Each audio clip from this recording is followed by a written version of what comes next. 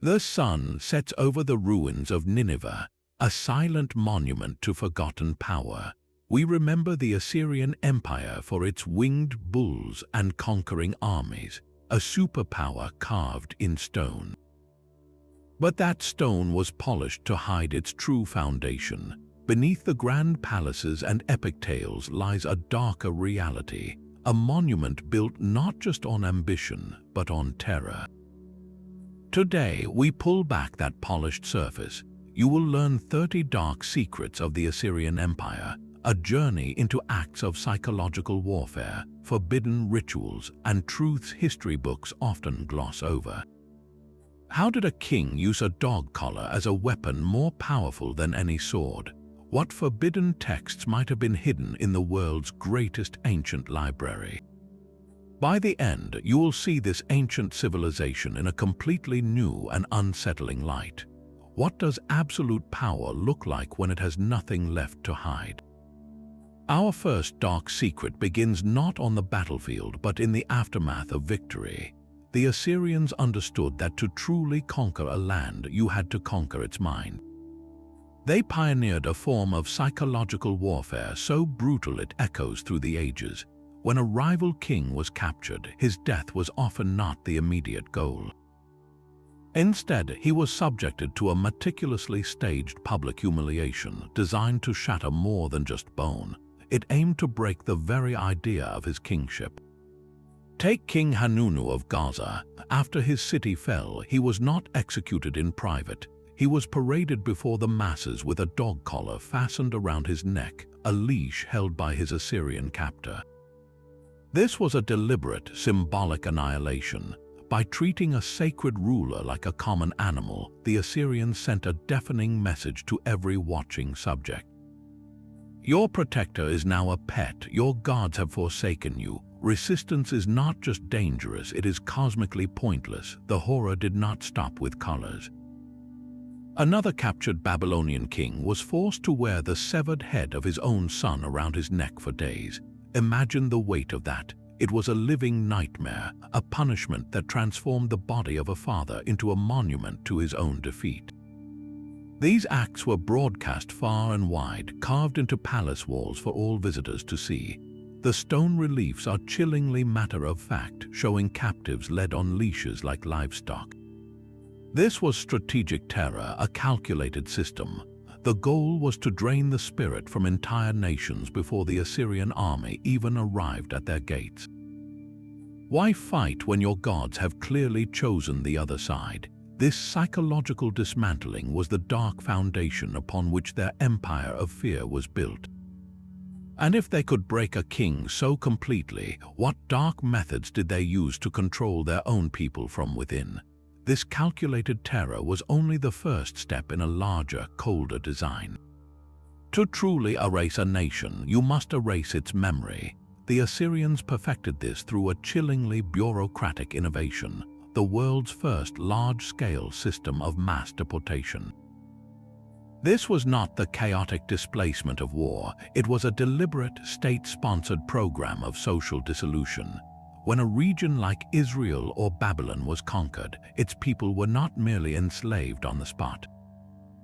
They were meticulously uprooted, entire communities loaded onto carts and marched hundreds of miles across the empire.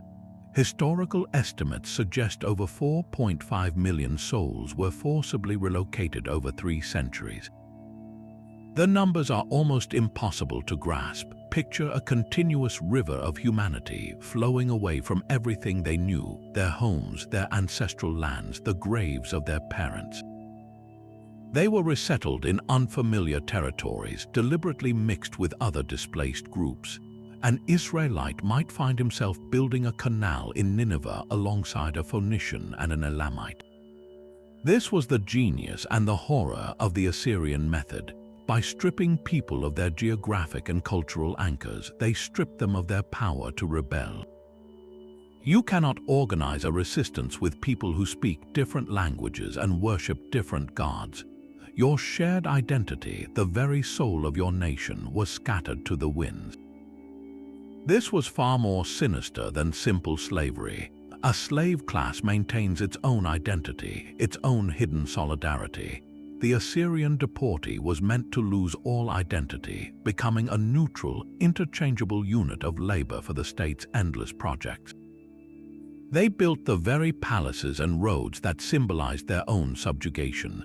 It was social engineering on a monstrous imperial scale, a blueprint for control that would sadly be referenced by empires for millennia to come. But if the state could move millions of bodies, what other, more intimate forms of control did it exert over the minds and spirits of those who remained?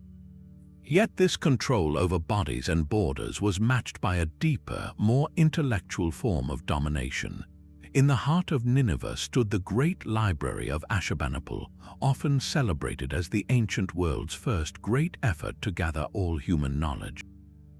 But what if that noble mission concealed a darker purpose? This was not a public institution for the curious mind. It was the royal archive of a king obsessed with power. Within its labyrinth of clay tablets lay the world's first known encyclopedia of terror. Yes, it housed literary masterpieces like the Epic of Gilgamesh, but alongside those tales of heroism were thousands of omen texts. These were not quaint superstitions, they were state manuals. Priests and scholars would examine the entrails of sheep, the flight patterns of birds, or strange celestial events, then consult these tablets to interpret the god's will. The dark genius was in the interpretation, which always seemed to favor Assyrian expansion. A peculiar birth in a distant land, a sign the gods willed its conquest. An eclipse, a divine mandate for the king to purge his enemies. The library provided the celestial justification for every earthly act of violence, turning raw ambition into holy decree.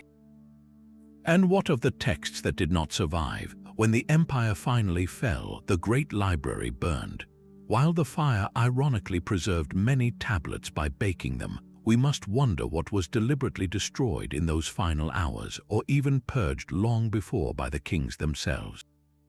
Were there detailed accounts of campaigns too brutal to inscribe on public monuments, scrolls of forbidden rituals meant to bind demons to the state's service? The library's true secret may be the knowledge it intentionally lost, the dark chapters of Assyrian history that were deemed too dangerous even for their own archives. This curated reality raises a haunting question. If they could so completely control the narrative of the present and the past, what elaborate spectacles did they stage to control the perception of the king himself? The king's control over knowledge was matched by his mastery of a more visceral kind of theater. To understand the fourth dark secret, you must witness a spectacle. It begins in a vast walled park, a manicured landscape built not for leisure but for a deadly performance. The Assyrian royal lion hunt was never a simple sport. It was a meticulously choreographed piece of propaganda, a live action drama where the stakes were both real and symbolic. For the Assyrians, the lion was not just a dangerous animal. It embodied primal chaos, a force of nature that threatened the civilized order the king was sworn to protect. More pointedly, the lion represented enemy kings themselves, those chaotic rivals who dared challenge Assyrian might. The hunt was a symbolic reenactment of conquest performed for an audience of nobles, foreign diplomats, and the gods themselves. The event was carefully stripped of any real danger. Lions were captured from distant lands and released into these enclosed hunting grounds, often weakened or confused. The king, standing safely on his chariot or behind a wall of shields, would then dispatch them with arrows and spears. Every detail was controlled. Attendants with dogs would drive the lions toward the royal killing zone. The outcome was never in doubt. After the slaughter, the king would often be depicted in grand stone reliefs pouring a libation over the dead lions, a ritual thanking the gods for his victory over chaos. These carvings lining the halls of palaces like Nineveh were the empire's blockbuster films. They showed the king in a moment of divinely sanctioned violence, a superhero protecting his people. But the message was chillingly clear. If the king could so effortlessly dominate the fiercest beast, what hope did any human enemy have? The spectacle served a dual psychological purpose. For the Assyrian elite, it reinforced the king's divine right and unmatched power. For visiting ambassadors from restless provinces, it was a silent, terrifying warning. They were meant to see themselves in the fate of those lions, released into a trap from which there was no escape. This was genocide theater, a public rehearsal for the destruction of nations. The roaring chaos of rebellion would be met with the same calm, ritualized extermination. It taught a brutal lesson without a single word being spoken. Resistance is a natural force to be tamed, and the king is the only tamer. Yet, if public life was a stage for such calculated terror, what hidden pressures shaped the most private space of all, the royal household? But even the most powerful king could not control every outcome. The fifth dark secret is a historical enigma wrapped in a biblical miracle, the sudden and total disappearance of an entire army. In the year 701 BCE, King Sennacherib of Assyria laid siege to Jerusalem, the capital of the Kingdom of Judah. His annals boast of trapping King Hezekiah like a bird in a cage. The end seemed inevitable. Then, according to the biblical Book of Kings, something inexplicable happened. In a single night, an angel of the Lord struck down 185,000 men in the Assyrian camp. By morning, the siege was broken, and Sennacherib retreated to Nineveh in disgrace. For centuries, this was framed as divine intervention, but history rarely works through miracles alone. What really happened to Sennacherib's mighty force? The most plausible explanation is a devastating, fast-moving plague, bubonic plague, or perhaps a virulent strain of typhoid or cholera, spreading rapidly through the cramped, unsanitary conditions of a Bronze Age military camp. Such an event would have been utterly catastrophic and, from the Assyrian perspective, deeply shameful. Their god Ashur was supposed to grant them victory. A disease wiping out their army would have been seen as a divine punishment, a sign their god had turned against them. This leads to the second clue, the deafening silence from Sennacherib himself. His own royal annals, which meticulously list his conquests and triumphs, become curiously vague about the Jerusalem campaign. He boasts of receiving tribute from Hezekiah, but completely omits any mention of a siege, a battle, or a retreat. For a king who carved his victories in stone for eternity, this omission is a screaming admission of failure. It was a state-sponsored cover-up to the Assyrian public. The campaign was simply erased, treated as a non-event. Beyond disease, other theories persist. A sudden revolt back in the Assyrian heartland could have forced a panicked withdrawal, or a massive, unexpected flash flood in the Judean hills could have washed away men, animals, and supplies in a terrifying instant. Whatever the cause, the result was the same. The most formidable military machine on earth was stopped not by walls or weapons, but by an invisible, unstoppable force. This event exposed a fatal flaw in the empire's ideology of invincibility. Their power was an illusion that could be shattered by a microbe, a storm, or simple bad luck. It proved that for all their terror and technology, they were still painfully human. And if an army could vanish into thin air, what other profound vulnerabilities were hidden within the empire's own rigid social structure, starting at the very top? Even the king's own home was a fortress of calculated perception. Guarding the gates of every major Assyrian palace were the lamassu, the iconic winged bulls with human heads.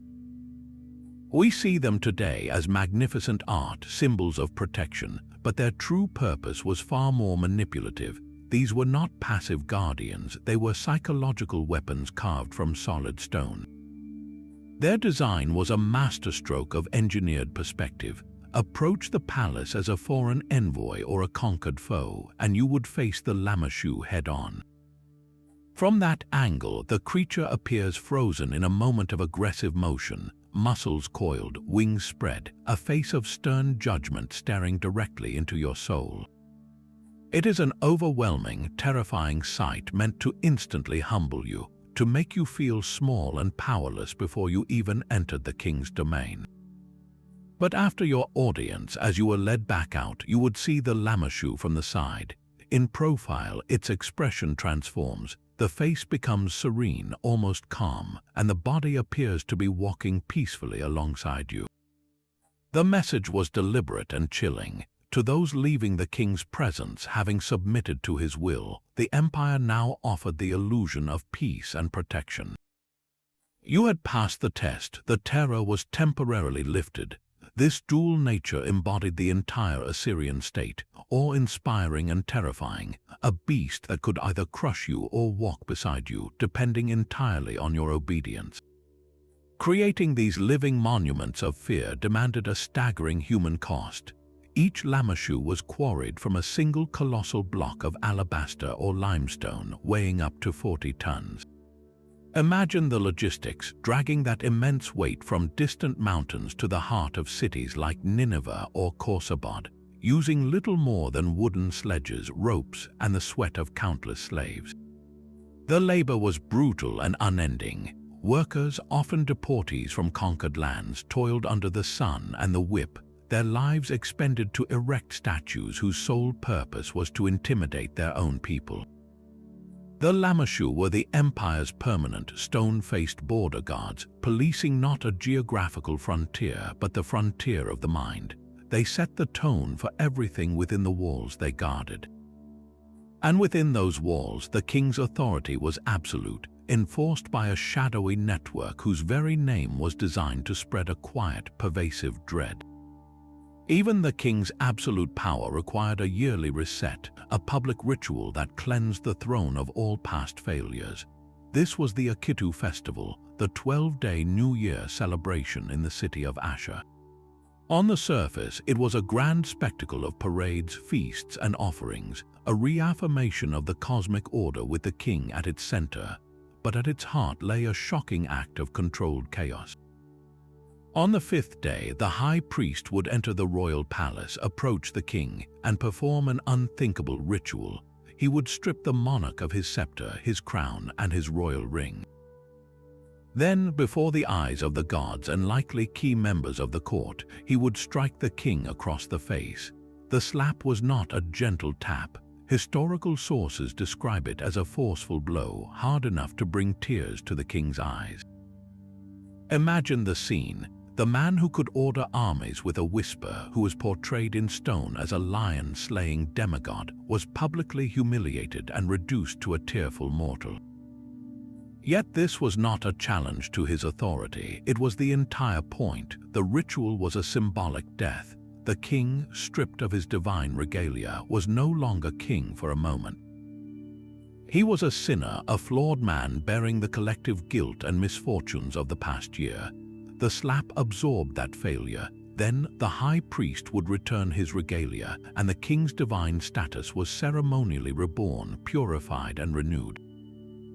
His tears were proof the ritual had worked. The slate was wiped clean. This was the darkest psychological secret of the Akitu. It granted the king a ritual license for tyranny. Any brutality, any lost battle, any failed policy from the previous year was now cosmically forgiven. The gods had reset their contract with him through that ritualized slap. He could march into the new year with his divine mandate freshly polished, absolved of all past sins and utterly free to commit new ones. It was the ultimate system of accountability evasion, dressed in sacred pageantry.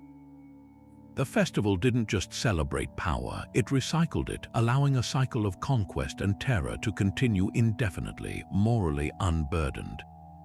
But if the king's power was renewed through sacred theater, how was that raw, earthly power projected across thousands of miles to the very edges of the empire? The king's yearly purification ritual ensured his divine story remained spotless, but that story still had to be written. The eighth dark secret reveals the Assyrians as pioneers of a timeless political tool, the systematic creation of fake news. Their royal annals were not historical records, they were masterpieces of state propaganda designed to control the past in order to command the future. Take the numbers. When an Assyrian scribe carved the account of a battle, enemy casualties were not just inflated, they were multiplied into the realm of fantasy. A skirmish that might have claimed a few hundred lives would be immortalized in stone as a slaughter of tens of thousands. The goal was not accuracy, it was awe. A future king reading these annals in the palace library would be inspired by the legend of his ancestors' invincibility. A foreign ambassador hearing them recited would carry home tales of an unstoppable force. But the deception ran deeper than inflated numbers. The annals practiced a policy of total omission. A crushing Assyrian defeat, like Sennacherib's mysterious retreat from Jerusalem, simply never happened in the official record. It was erased, a non-event. Instead, every campaign was framed as a divinely ordained procession. The annals describe battles not as chaotic clashes of men, but as ritualized executions where the enemy, cursed by their own gods, willingly presented their necks to the Assyrian sword. This narrative served a brutal psychological purpose. When the annals of a new conquest were read aloud in the court, or when copies were sent to vassal states, they were not reporting news. They were issuing a threat. The story you are hearing is the only story that will survive. Your resistance, should you be foolish enough to attempt it, will be written out of history before it even begins. We see the stark truth when we compare these boastful carvings with other evidence. The Bible records the siege of Jerusalem from the perspective of the besieged, a story of desperate survival. Archaeological digs at conquered cities often show layers of destruction that, while severe, do not match the apocalyptic scale described in the annals. The Assyrians understood a fundamental truth that modern propagandists know well: whoever controls the narrative controls reality. By chiseling their fabricated triumphs into the walls of their palaces, they made the lie permanent, unchangeable, and terrifyingly official. It was a weapon that struck at the very soul of a culture, aiming to erase its memory and its hope. Yet, if their public history was a carefully crafted fiction, what terrifying truths were hidden in the shadows of their most private and sacred rituals? The polished stone of the palace walls hid a network of living, breathing surveillance.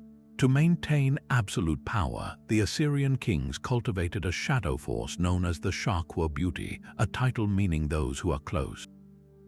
These were not ordinary guards or soldiers, they were the king's personal intelligence corps, a secret police whose primary mission was to watch the watchers. In an empire built on conquest, the greatest danger often came from within, from ambitious generals, wealthy provincial governors, or even rival princes within the royal family itself. The Ashurbanipal were the king's answer to this perpetual threat. They operated in the spaces between official power, their true authority known only to the monarch. A governor in a distant province, enjoying the trappings of his command, could never be sure if his cupbearer, his scribe, or his most trusted advisor was actually an agent of the Ashurbanipal, filing regular reports back to Nineveh. Their methods were chillingly effective because they were invisible. Disloyalty did not always begin with a sword being drawn. It started with a private complaint, a muttered grievance after too much wine, or a hesitant question about the king's latest decree. The Ashurbanipal were trained to listen for these whispers. They created a climate of profound paranoia within the very heart of the administration. A noble could be summoned to the capital without warning, stripped of his title, and executed based on evidence he was never allowed to see, evidence gathered by unseen eyes and ears. This system turned the empire's elite against itself. Cooperation was born not from loyalty, but from the fear that your closest colleague might be your accuser. The message was clear: the king's reach was infinite, extending even into your own private chambers. His power was not just displayed on the battlefield or in grand hunts, it lived in the silent, suspicious glances between friends. It ensured that while the lamassu guarded the palace gates, the true guardians of the king's authority were the ghosts he placed in every room. But if such pervasive fear governed the world of the living, what unimaginable terrors did the Assyrians believe awaited them in the world of the dead, and how far would they go to prepare for that journey? Even the gods were not safe from Assyrian conquest. The 10th dark secret reveals a theological warfare so profound it struck at the very soul of a people. When the Assyrian army sacked a city, their ultimate prize was not just its gold or its king, but its gods. They would enter the holiest temples, seize the sacred statues that were believed to house the deities themselves, and carry them back to Assyria as prisoners of war. This was far more than plunder. It was a deliberate cosmic kidnapping. In the ancient mind, a god statue was not a mere representation. It was the physical anchor for the deity's presence and power on earth. By capturing that idol, the Assyrians believed they literally captured the god, severing its connection to its people and forcing it to serve the Assyrian supreme god, Ashur. The message to the conquered was utterly devastating. Your gods have not just been defeated, they have been conscripted. They now march in the enemy's parade. The divine protection you relied upon for centuries is now working for the very empire that crushed you.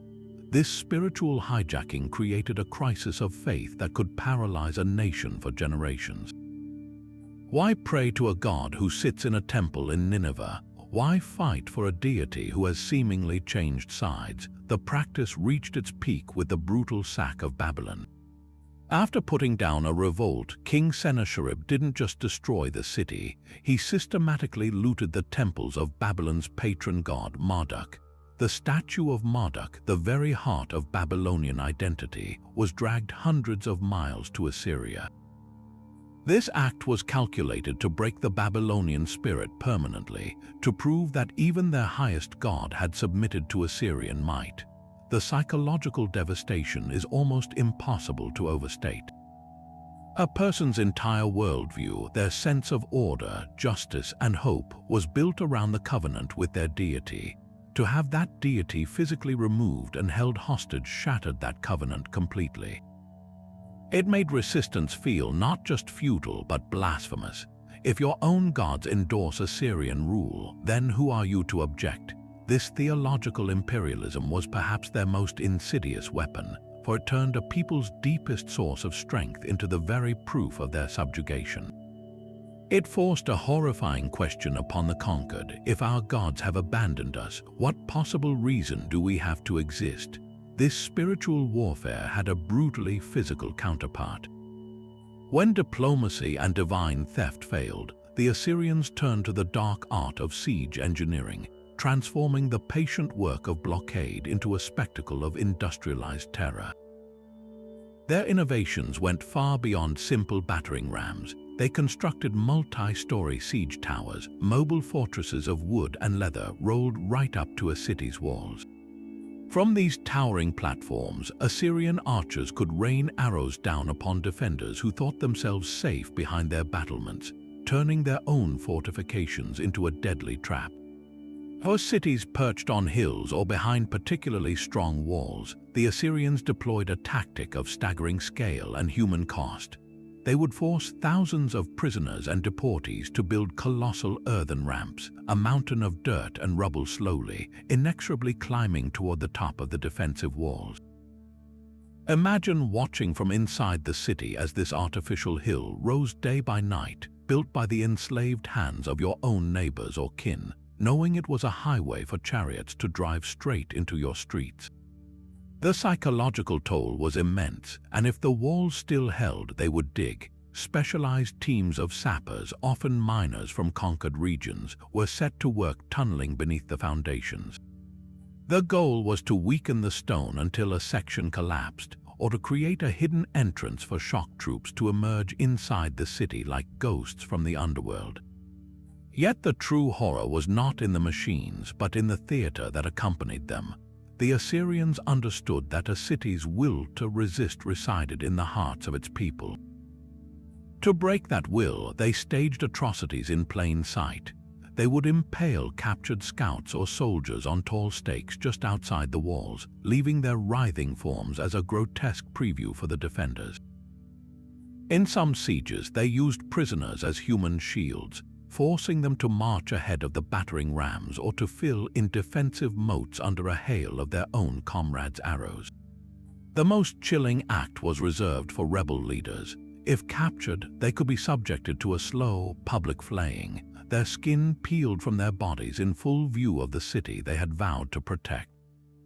This was not mere cruelty, it was a calculated broadcast. Every scream was a message, every impaled body was a promise. The message was clear: surrender now and you may live as a slave. Force us to take this city, and this will be the fate of everyone you love. It turned the siege into a psychological pressure cooker, where the real enemy was not the army outside, but the paralyzing fear growing within. Their engineering genius did not just conquer stone and mortar, it was designed to dismantle human courage itself. And if they could orchestrate such terror in the open, what unseen, intimate horrors did they cultivate behind the closed doors of their own society, starting with the very definition of a king? Behind the palace walls, a different kind of siege was always underway. The royal harem was far more than a secluded residence for the king's wives and concubines. It was the empire's most opulent and dangerous political arena. Here, in gilded chambers thick with perfume and suspicion, the future of Assyria was decided not on battlefields but through whispers, alliances, and often poison. For the women within, their primary weapon was their son. A mother whose child was named Crown Prince secured not just her boy's future, but her own power and the influence of her entire family network. This turned the harem into a simmering hotbed of espionage, where every servant could be a spy, every gift could be laced with toxin, and every confidence was a potential trap. The stakes were the highest imaginable, the throne itself. One of the most chilling examples erupted during the reign of King Esarhaddon. Plagued by illness, the king became paranoid about plots against his life. His fears were horrifically validated when a conspiracy was uncovered, led by his own trusted court officials. While the full records are fragmented, hints suggest the tentacles of this plot may have reached into the harem itself, where mothers of lesser princes saw an opportunity in the king's weakness. The conspiracy was crushed with typical Assyrian brutality, the ringleaders and their families executed. But the incident exposed a fundamental truth: the greatest threat to an Assyrian king often slept under his own roof. Succession was rarely a peaceful transition. The principle of primogeniture, where the eldest son automatically inherits, was not firmly established. This ambiguity was a recipe for carnage. Upon a king's death, the empire could erupt into civil war as half-brothers, each backed by their mother's faction, and her family's military connections turned on each other. Palaces that had echoed with intrigue now ran with actual blood. It was a cyclical tragedy, sons raised in isolation within the harem's gilded cage, taught from birth to see their siblings not as family, but as rivals for a single ultimate prize. They were groomed for a duel only one could survive. This system guaranteed that each new king who emerged was a product of the most ruthless selection process imaginable, a survivor who had already navigated a labyrinth of domestic treachery before he ever faced a foreign enemy. It created rulers who trusted no one and who understood power as something wrested from the grasping hands of those closest to you.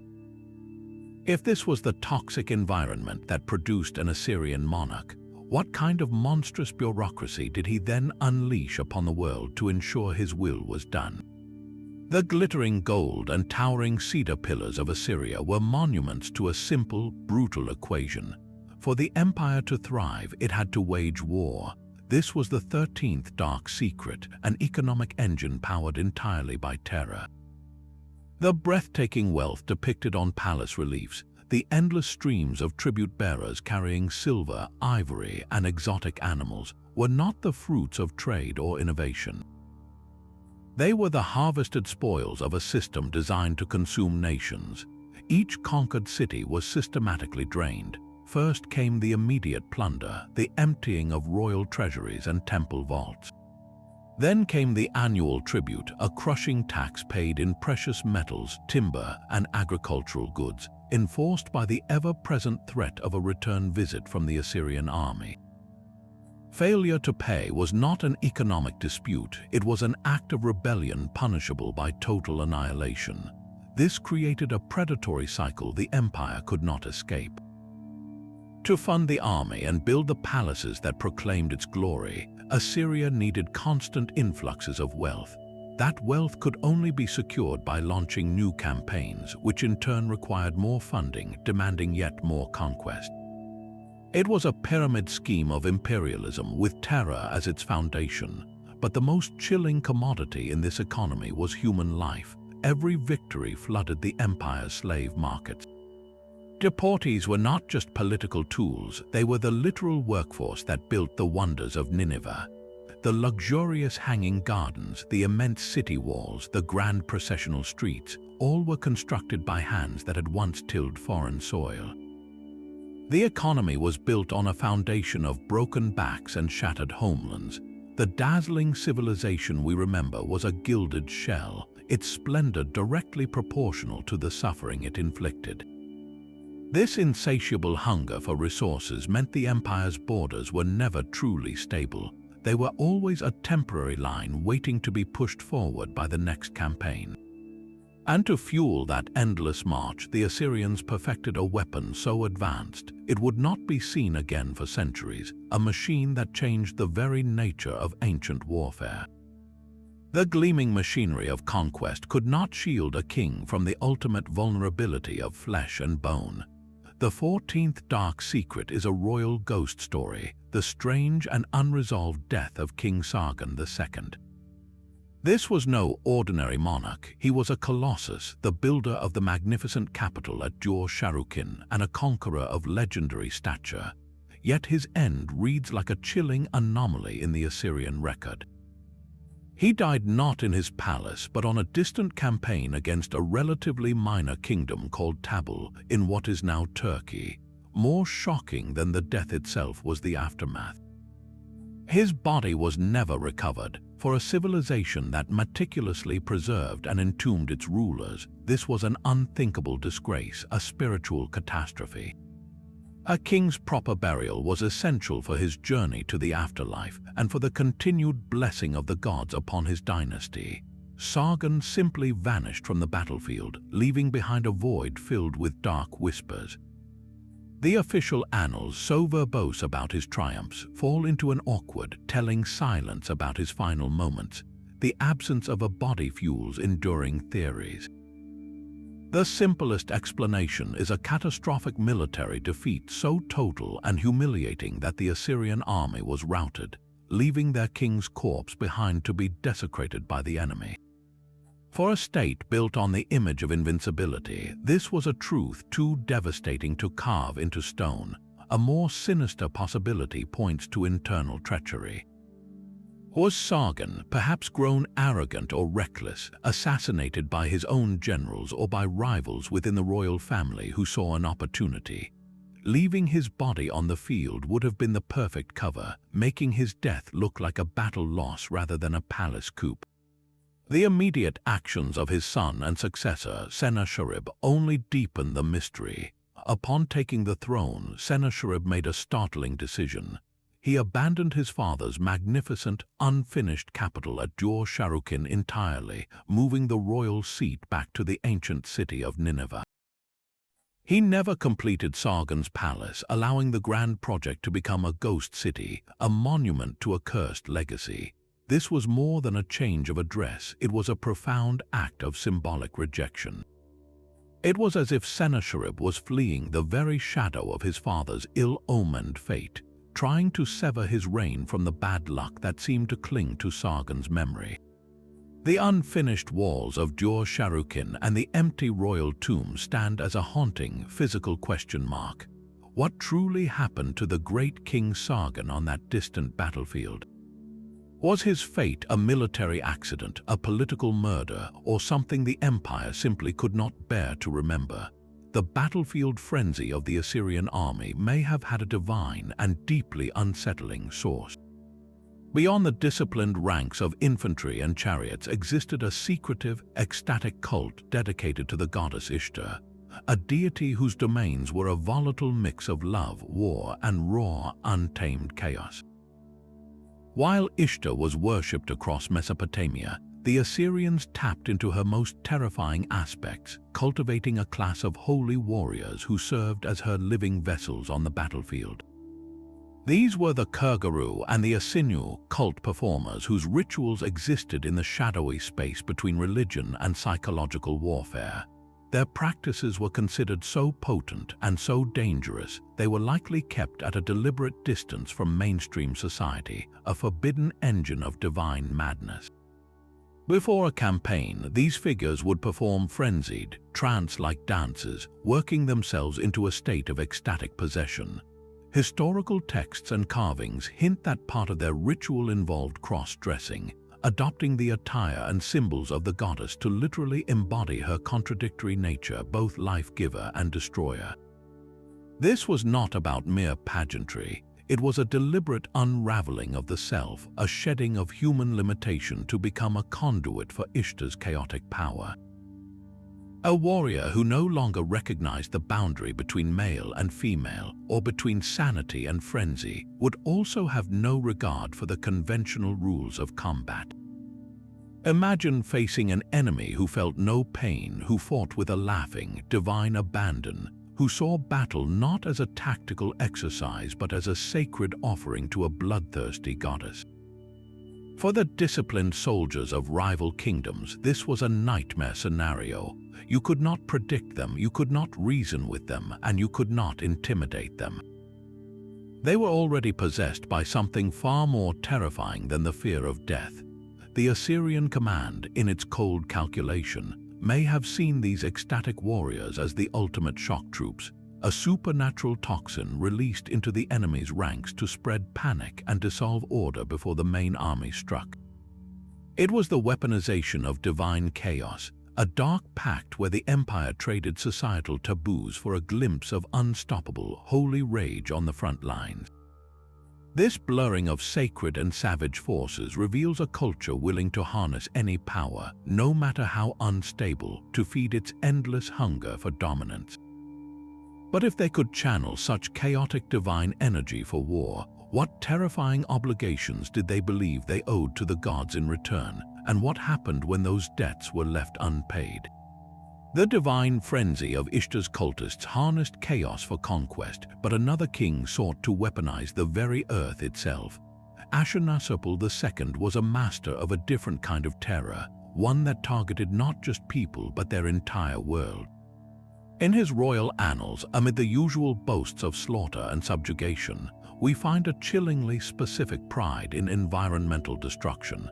He did not merely defeat his enemies, he erased the landscape that sustained them.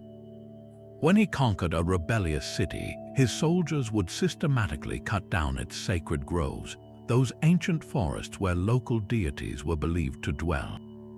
This was more than tactical deforestation, it was a spiritual assassination.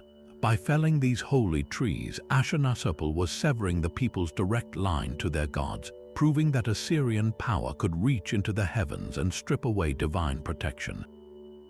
His warfare extended to the water.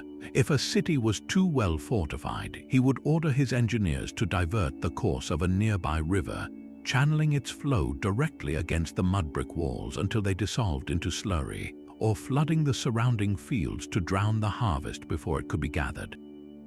But his most lasting cruelty was reserved for the soil itself. Following a victory, he would command that the conquered farmland be sown with salt. This was a deliberate act of generational poison. Salt renders earth barren, incapable of supporting crops for years, sometimes decades. The goal was famine, a slow, grinding death that would continue long after the army had marched away. Children who survived the initial conquest would starve years later because of what had been done to their land.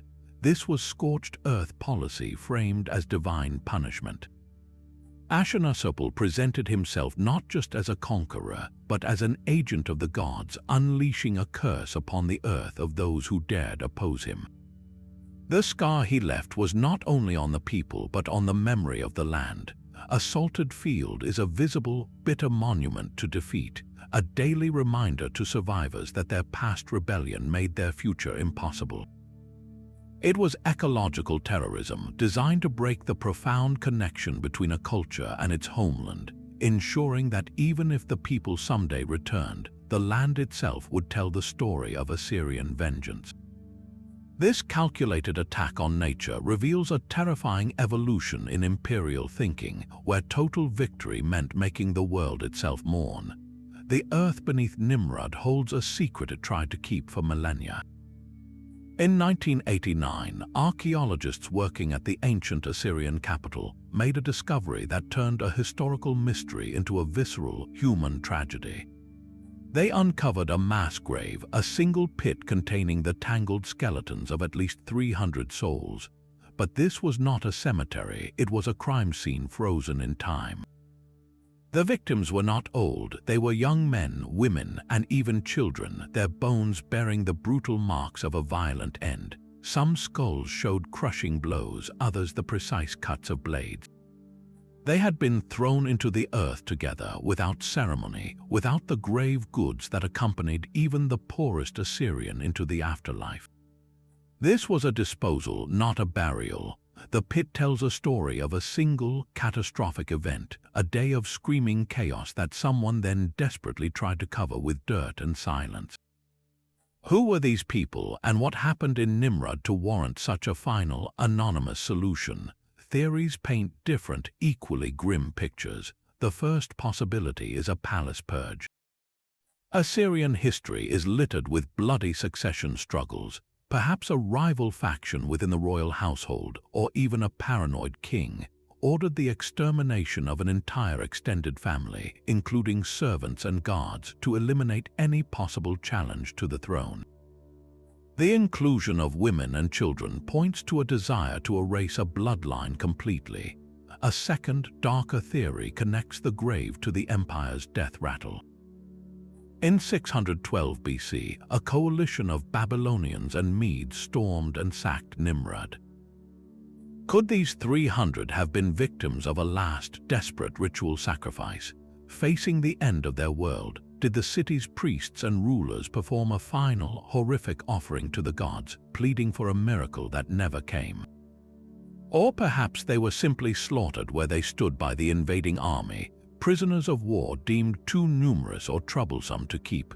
The haphazard burial suggests whoever put them in the ground was in a frantic hurry, likely the city's own surviving inhabitants tasked with cleaning up before disease set in, or the conquerors themselves wanting to hide the scale of their brutality.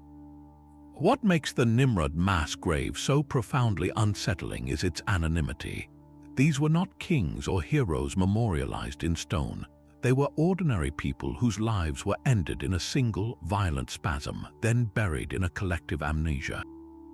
The empire, in its final days or in a moment of internal terror, created this pit and then chose to forget it. It is a stark, skeletal reminder that the true cost of absolute power is not tallied in conquered cities or tribute lists, but in anonymous pits filled with the innocent.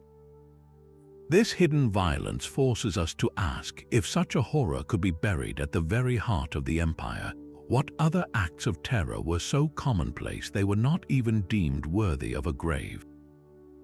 The anonymous dead of Nimrud were buried without a word, but for the living, every brutal act required a sacred explanation.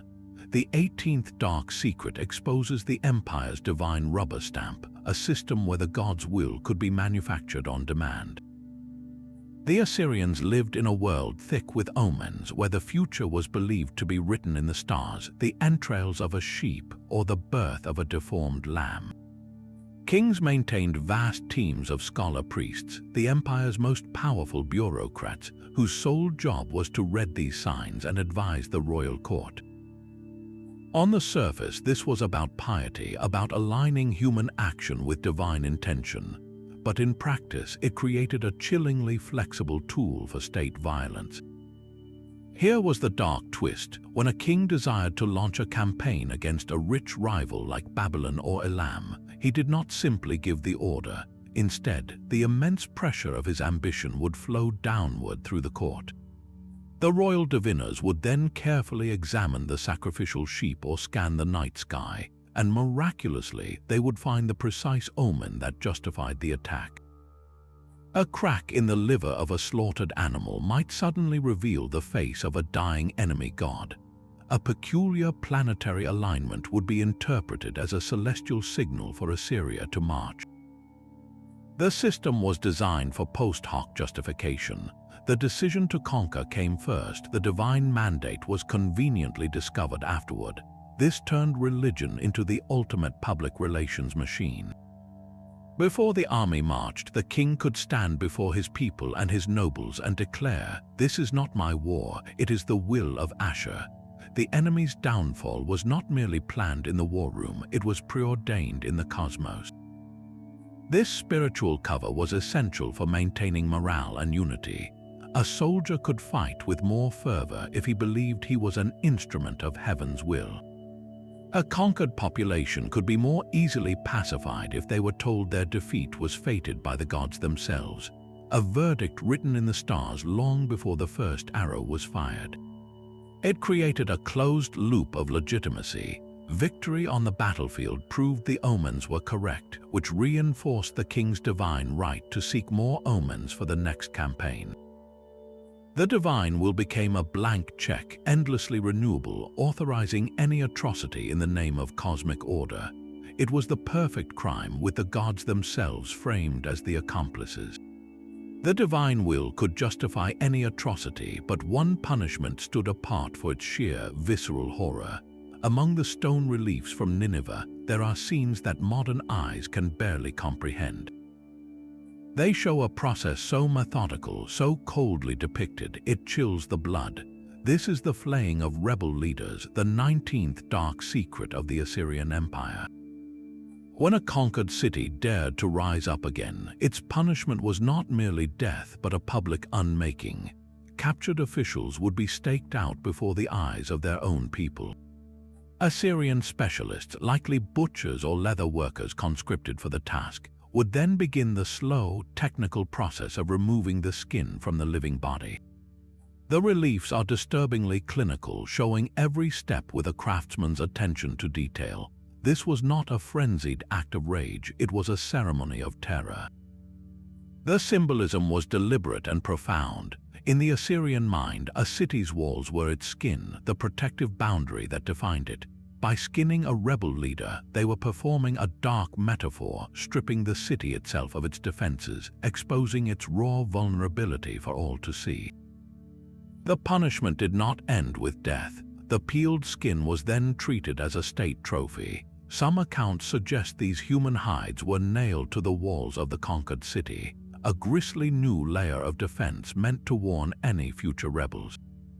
Other sources indicate the skins were tanned and brought back to the royal palace in Nineveh, stored in the armory alongside weapons and chariots. Imagine a king in a moment of political theater, showing a visiting ambassador from a restless province not just maps of his conquests but a stack of cured human leather.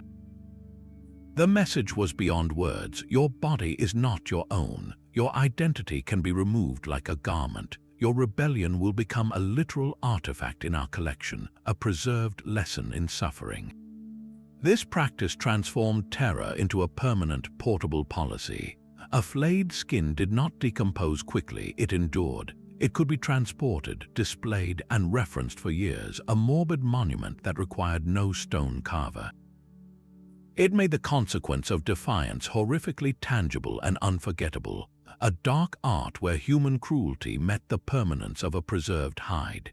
The flayed skin of a rebel was a message meant to last for generations, but the empire also knew how to make its own royalty vanish without a trace. In the 1980s, beneath the floors of the royal palace at Nimrud, archaeologists made a breathtaking discovery: the undisturbed tombs of several Assyrian queens. Their bodies were adorned with staggering wealth, crowns of gold, necklaces of lapis lazuli, and finely carved seals. Yet this dazzling find only deepens a greater historical shadow. Where are the graves of the empire's most legendary early queens? Figures like Shamuramat, the historical inspiration for the mythical queen Semiramis, who may have ruled as regent for her young son with unprecedented authority. Her name appears on monuments alongside kings, a rare honor, but her final resting place is a complete mystery. It has never been found. This absence feels deliberate, a void in the archaeological record that whispers of a later cover-up. Did a subsequent king, threatened by the precedent of a powerful woman, order her tomb dismantled and her remains scattered to erase her legacy from history? Or were these queens buried in a secret, unmarked location, their graves hidden to protect their treasures or to shield their potent memories from those who wish to rewrite the past?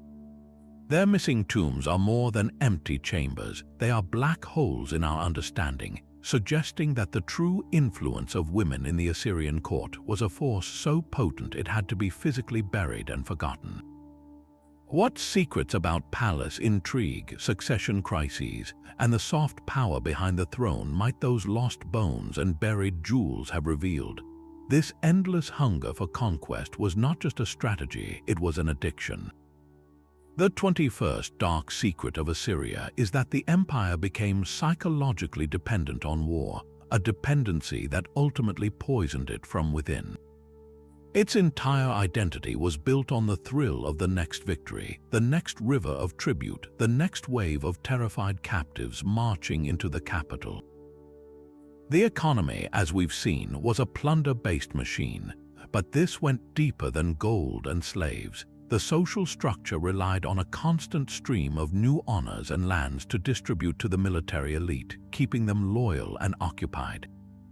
The royal ideology demanded that each king outdo his father, proving his divine mandate through ever grander monuments funded by ever greater conquests. Peace was not a goal, it was a crisis. A king who did not wage war risked appearing weak in the eyes of his gods, his nobles, and his rivals. This created a terrifying momentum, a wheel that had to keep turning faster and faster just to avoid falling apart. Historians call this imperial overstretch. Imagine a man who has grown strong by stealing from all his neighbors. To maintain his lavish lifestyle and the loyalty of his own followers, he must constantly find new neighbors to rob. But each new target is farther away, more difficult to reach, and more costly to subdue. The resources gained from the new conquest are immediately consumed just to fund the army that carried it out and to build the monument that celebrates it. The empire grew vast on the map, but its core became hollow, stretched thin like leather over a drum.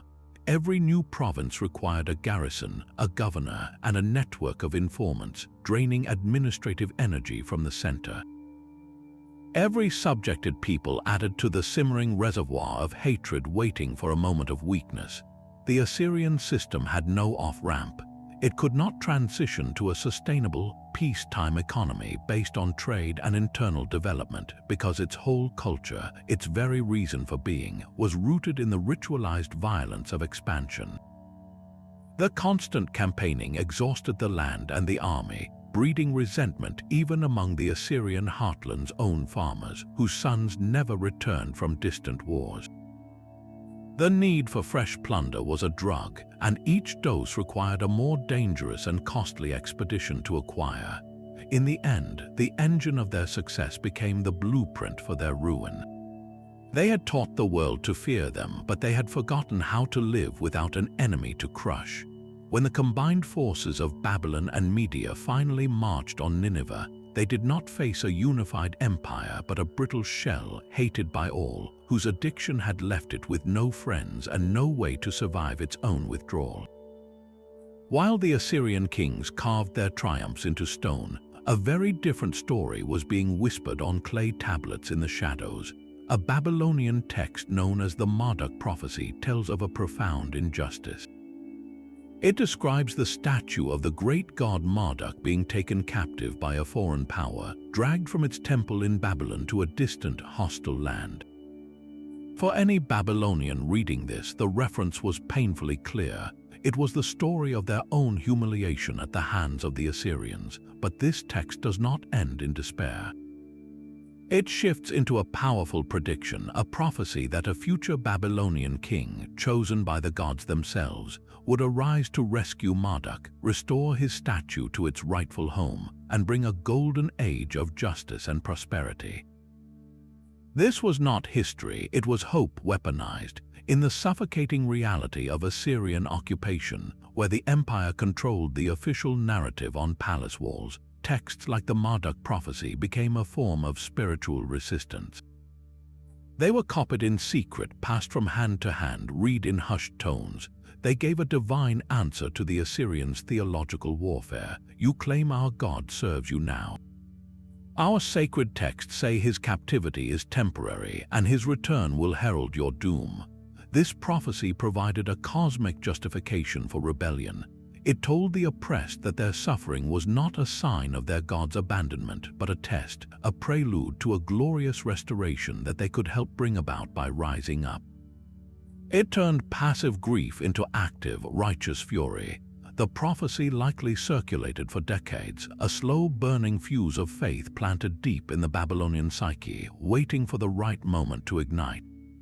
And when that moment finally came, it would not be sparked by an army alone, but by a king who believed he was fulfilling an ancient, sacred promise. The psychological terror of flaying and the spiritual hope of prophecy each required a physical, grinding pressure to break a city's will.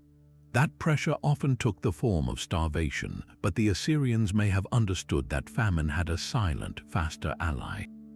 During the brutal siege of Lachish, immortalized in chilling detail on the palace walls of Nineveh, something strange appears among the reliefs.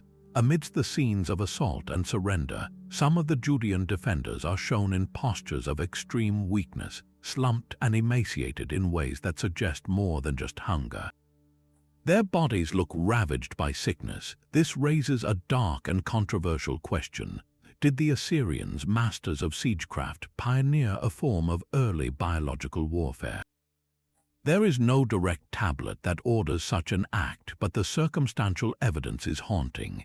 The Assyrians were meticulous observers of war's effects. They knew that a crowded city under siege, with limited clean water and poor sanitation, was a perfect breeding ground for pestilence. Typhoid, dysentery, and other contagions were a common, if dreaded, byproduct of any prolonged blockade. The innovation would have been in weaponizing that reality. Could Assyrian engineers who built ramps and towers have also used their catapults to hurl more than stones? The theory suggests they might have launched the carcasses of diseased animals, sheep, cattle, or even the bodies of their own plague victims over the city walls. A single rotting corpse in a crowded cistern could poison a water supply for thousands. Alternatively, they could have deliberately diverted sewage into the city's water sources. This would not have been warfare with germs as an understood concept, but a brutal exploitation of observed correlation. They saw that filth and decay brought fever and death, so they weaponized filth and decay. The goal was to accelerate nature's cruel clock, to turn the slow grind of famine into the swift, demoralizing sweep of epidemic. The disease would not only kill, it would paralyze. Healthy defenders would be too weak to man the walls, and the social fabric of the city would tear itself apart in fear and blame. Whether this was a calculated tactic or simply the horrific, unintentional result of their siege methods is lost to time. But the possibility remains, etched in the strained bodies on those stone reliefs. It suggests a mindset willing to harness any force, even the invisible rot of disease, to achieve total submission. If they were capable of such a monstrous innovation, what other forbidden knowledge might have been locked away, known only to the king and his most trusted advisors? The same king who flayed his enemies also dreamed of building a paradise. Legend speaks of the Hanging Gardens of Babylon, one of the ancient world's wonders. But a compelling thread of evidence suggests a different, darker origin. The gardens may not have been in Babylon at all, but in Nineveh, the creation of King Sennacherib himself. His own inscriptions boast of a marvel, a palace garden with every fruit tree known to the empire, a mountain of vegetation built high upon stone vaults. He called it a wonder for all peoples. To make this possible, he solved an impossible problem. Water from the nearby river had to climb to the top of this artificial mountain. His engineers devised a machine of staggering ingenuity, a precursor to the Archimedes screw, a giant spiral housed in a copper cylinder that could lift water in a continuous flowing stream to the highest terraces. It was a feat of hydraulic genius centuries ahead of its time, but this engineering miracle casts a long, dark shadow. To build this lifted paradise, Sennacherib drew upon the empire's most abundant and expendable resource, the river of human misery from his endless deportations. Thousands of the very people he had uprooted from their homelands were forced to construct this symbol of his power and benevolence. They quarried the stone, forged the copper, and hauled the earth under the brutal sun and the overseer's lash. The gardens were a monument to homesickness, built for a queen longing for her green, mountainous homeland, yet constructed by hands that would never see home again. How many bodies were buried in the foundations of those blooming terraces? How many souls perished so that a king could prove he could make the desert flower? This is the blood price of the Hanging Gardens, the ultimate symbol of the Assyrian paradox. They represent a breathtaking duality, a testament to human ingenuity and artistic vision, standing atop a foundation of unimaginable human suffering. It was beauty engineered through terror, a living monument that perfectly encapsulated the empire's soul, where every leaf and blossom was nourished by a hidden river of tears. The king's life was the beating heart of the empire, a single existence deemed more precious than the entire population. To protect it, the Assyrians devised one of history's most macabre rituals, the substitute king ceremony. When court diviners read an omen that predicted the monarch's imminent death, a celestial threat like an eclipse or a bad planetary alignment, they did not accept fate. They cheated it. A stand-in would be found, often a condemned criminal, a disabled person, or a simple peasant. This man was not a volunteer, he was a sacrificial lamb selected for his utter disposability. He was brought to the palace, dressed in the royal robes, and placed upon the throne. For a brief, surreal period, he was treated with all the ceremony of a true king. He ate royal meals, issued meaningless decrees, and slept in the royal bedchamber. Meanwhile, the real king would live in hiding, referred to only as the farmer, to confuse the evil spirits hunting him. The substitute reigned just long enough for the ominous celestial period to pass, usually 100 days. Then, with the stars deemed safe again, the ritual reached its dark conclusion. The substitute king, along with his wife if he had one playing the role of queen, was led away and ceremonially executed. Their deaths fulfilled the prophecy, tricking the gods into thinking the king of Assyria had died. The threat was considered neutralized, and the real monarch would emerge from hiding to reclaim his throne, his divine mandate untouched. This practice reveals the brutal calculus of Assyrian power in its purest form. The king's life was the axis upon which the entire cosmos turned, so sacred that the universe itself could be deceived through a staged murder. The subject's life, by contrast, was a prop, a piece of stagecraft to be used and discarded. It was the ultimate expression of a hierarchy where human worth was measured solely by proximity to power. One man's survival required another's ritualized slaughter, a dark transaction the state performed without a second thought. The substitute king ritual showed the empire's obsession with preserving a single life, but entire landscapes could choose a different, more defiant fate. Secret 26 reveals a chilling form of resistance, the creation of the Damu. This Assyrian term did not describe a natural desert, but a man-made wasteland, a region so thoroughly scorched, salted, and emptied that it became a dead zone on the map. We often think of conquest in binary terms, victory or submission, but some communities, facing the inevitable approach of the Assyrian war machine, may have chosen a third terrible path. Rather than wait to be slaughtered or deported, they could have made a collective, desperate decision.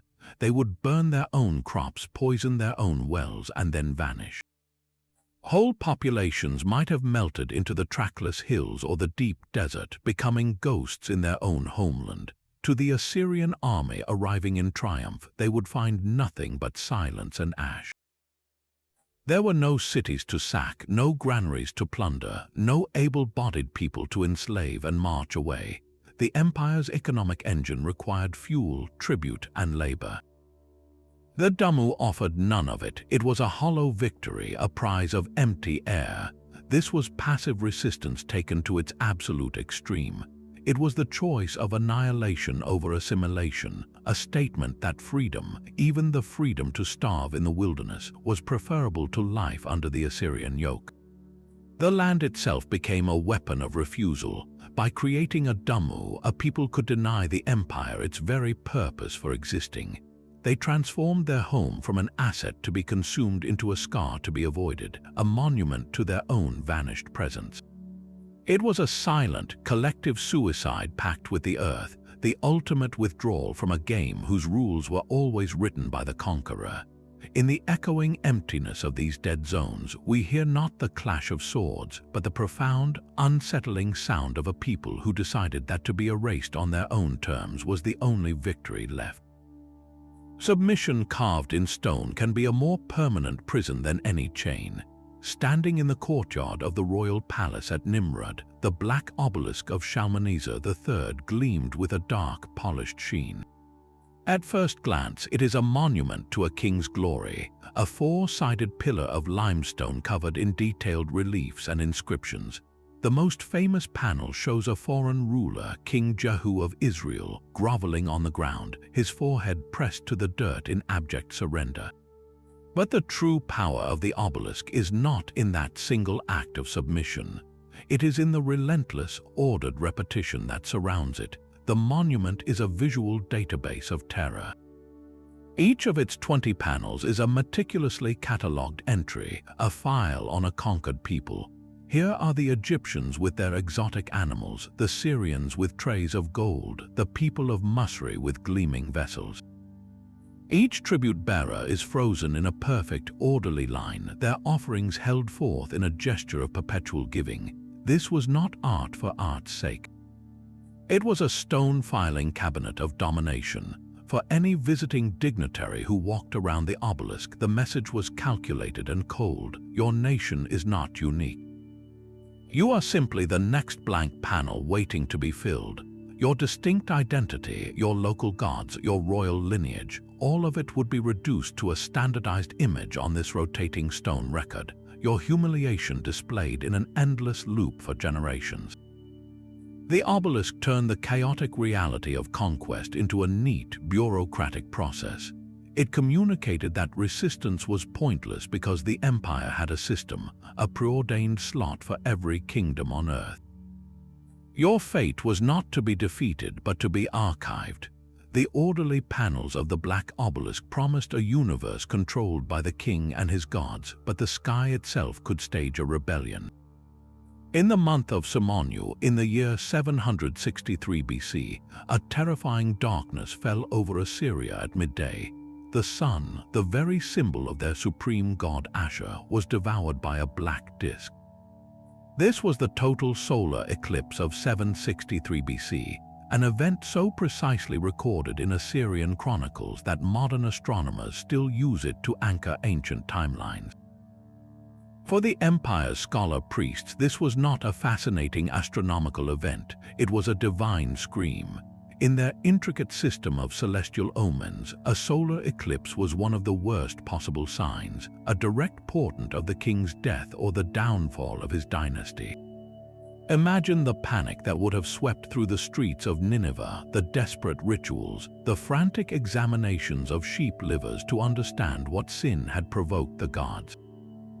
The king, the supposed bridge between heaven and earth, had failed in his most sacred duty to maintain the cosmic order. His divine mandate was now under a shadow. This single event likely sowed a seed of deep, institutional doubt. But the eclipse of 763 was not an isolated incident. As the empire entered its final, turbulent century, the celestial warnings seemed to multiply. Records hint at a cluster of bad omens, unusual planetary conjunctions, strange comet sightings, and perhaps even more eclipses, each one meticulously logged and interpreted as a sign of divine displeasure.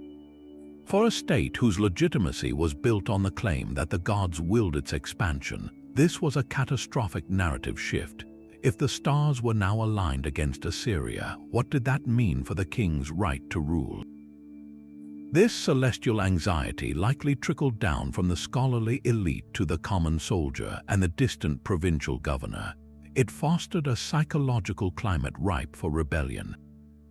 A subject people enduring Assyrian brutality might hear of these omens and see them as a signal, a divine invitation to rise up because the gods had finally turned against their oppressors. More dangerously, it could have paralyzed the Assyrian leadership itself. A king making military decisions might hesitate, waiting for a favorable omen that never came, or launch a reckless campaign to prove the gods still favored him, overextending his armies further. The constant celestial bad news did not cause the empire's fall by itself, but it may have been the essential catalyst that rotted its core from within. It eroded the absolute certainty that was the empire's bedrock.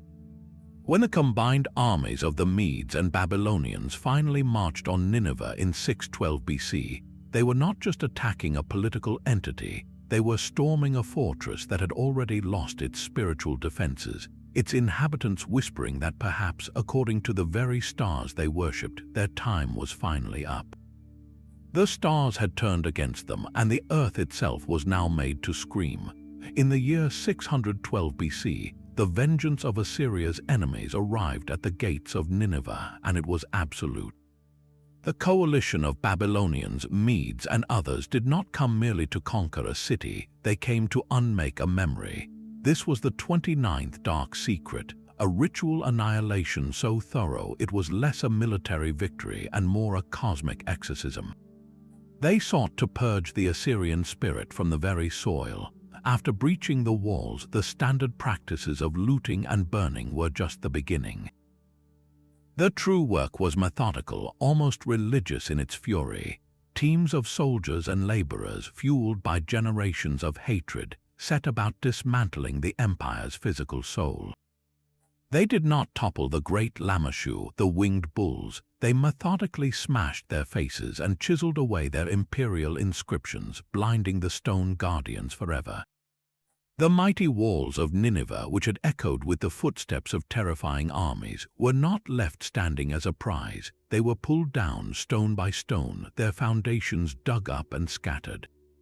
In the temples, the statues of gods like Ashur and Ishtar were not taken as trophies. They were hacked apart, their fragments buried in the debris. This was a calculated attack on the Assyrian covenant with the divine. In the ancient mind, a god resided in its statue, and a temple was its literal house on earth. By shattering the idols and defiling the sanctuaries, the conquerors believed they were evicting the Assyrian gods, breaking their lease on power and leaving the land spiritually vacant. The great palaces were put to the torch in a specific, symbolic way. Fire was a purifying agent. The inferno that consumed the throne rooms and libraries was meant to be a cleansing flame, scorching away the accumulated evil of centuries of tyranny. They were not just destroying buildings, they were sanitizing a plague site. This scorched earth policy extended to the other nerve centers of the empire. Nimrud and Ashur suffered the same fate. At Ashur, the ancient religious heart, the tombs of kings were violated and their remains desecrated, a final insult to break the chain of ancestral power. The Allies were performing surgery on history itself, cutting out the cancerous organ of Assyrian identity with brutal precision. They believed that if a single brick of a royal palace remained standing, or if one intact statue of an Assyrian god still existed, the empire's malignant spirit could find a way to return. Their goal was to leave nothing but a warning so vast it would become a desert. The ruins were not accidental, they were a monument to erasure, For decades afterward, the sites lay abandoned, silent but for the wind. The locals called the mound over Nineveh by a name that meant Mound of Many Sheep, a deliberate, dismissive term for a place that had once claimed to rule the world. The conquerors succeeded so completely that within a few generations, the location of the great Assyrian capitals was forgotten, becoming mere legend, buried under dust and time. They had performed their exorcism, and the patient for a while seemed truly dead. But the echoes of that ancient exorcism never fully faded. The 30th and final secret is that the Assyrian ghost never truly left us. Its shadow lingers not in haunted ruins, but in the cold, modern playbook of conquest and control. The methods we have uncovered are not relics, they are prototypes. Consider the chilling parallel of mass deportation, that Assyrian innovation of social erasure. We see its specter in the 20th century's darkest chapters, where entire ethnic populations were forcibly removed from their ancestral lands, their identities deliberately scattered to break their spirit and erase their claim to history. The goal remains terrifyingly similar: to dissolve a people by dissolving their home. Then there is the theater of terror.